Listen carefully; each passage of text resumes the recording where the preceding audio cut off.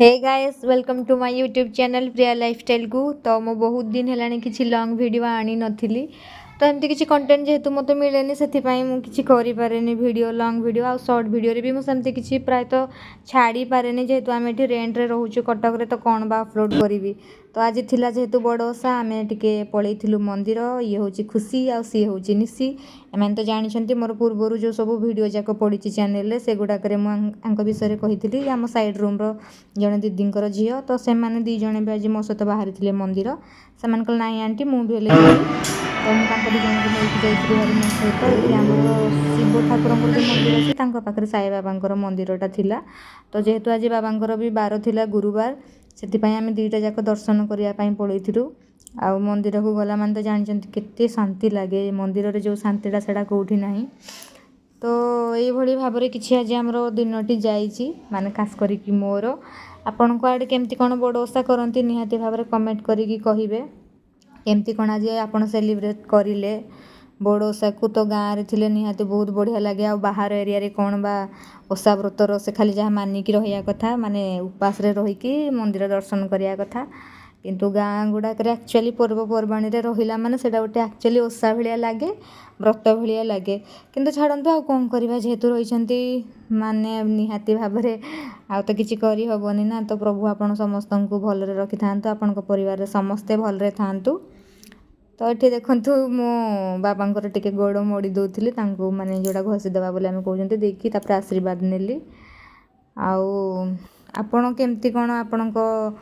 माने अच्छी बड़ ओषा केमती कौन करती टे निहाती रूप में कमेंट करेंगे। ये देखो जड़े दीदी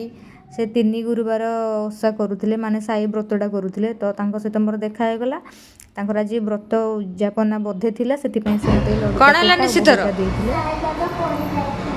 साई बाबा कोठी जाइथिले देखिए कोठी पड़ जाइथिले ओहो एठी सबू तो बाबांकर बहुत गुड़े मूर्ति अच्छी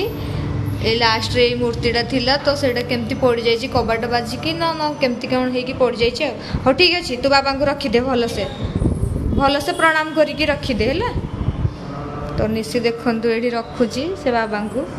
फास्ट आसिकी मन दुख करी कहला बाबा को के पकई देइछि हाँ पाठ दिए बोली कह आ ये होचंती खुशी हाँ। आम आसलु मंदिर आमर पूजा सरीगला सेपटे शिव मंदिर थिला आ एठी बाबा अच्छा साई बाबा मंदिर आम सब पूजा सरीगला आम बाहर जीवु घर को निशी बसिक तार बाबा को गोड़ मोड़ुची से बहुत भल पाऊँ ना निशी। तो फाइनाली मुझे आसिक घरे पहुँची गली मंदिर जो जाइए आसिक पहुँची गली रूम रे आउ एठी मु टिके मो पई जस्ट टिके चा बनई तो निहाती भाव आज बड़ ओषा जेहेतु अलग किसी तो खाइबनी आउ गाँ मानक निहाती जानी आपण आमर गाँव में बड़ ओषा गोरु गुहाले हुए माने जो गुहाल अच्छी से ही ओषा हुए से गुहाल को माने जो खोलिकी ताईरे सबू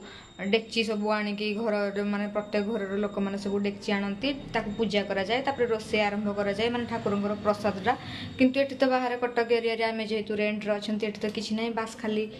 पाली कि जहाँ रही पड़ो उपास रे तो सैया ही मु भी करुँची आ कि ना। एठी देखंतु ये हूँ दीदी मान से जो खुशी आ निश्चिक आप देखी मंदिर ये हूँ तार मम्मी तो दीदी ये आसी चोरेवाई कौन पुणी आसी मंदार पत्र चोरेवाई माने से मंदार पत्र को